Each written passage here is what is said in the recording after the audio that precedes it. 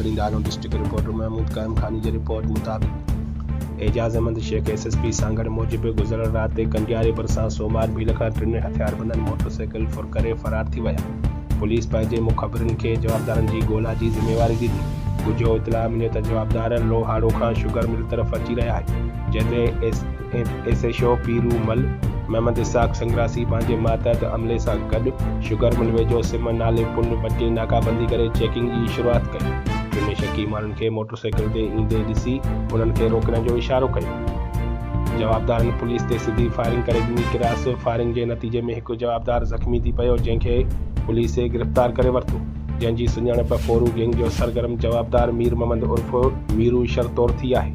गिरफ़्तार थियल फोरू पंहिंजे फरार थियल साथियुनि जा नाला गुलाम अब्बास शर्फ ऐं गुलाम रसूल उर्फ़ मकर शर ॿुधायो आहे। गिरफ़्तार जवाबदार वटां सोमवार भील खां फुर कयल मोटरसाइकिल ऐं फुर में इस्तेमाल थियल TT पिस्टल पिणु हथ कयो वियो आहे। ज़ख़्मी हालत में गिरफ़्तार फोरू मीर मोहम्मद उर्फ़ मीरू शर्फ बेनुल ज़िलई फोरू गैंग जो सरगर्म ॾोहारी आहे, जेको धाड़ा फुरियूं मंशात फरोशन चोरी पुलिस मुक़ाबलनि ऐं गैर क़ानूनी हथियार रखण जे 8 संगीन नौयत जे केसनि में मुलविस आहे।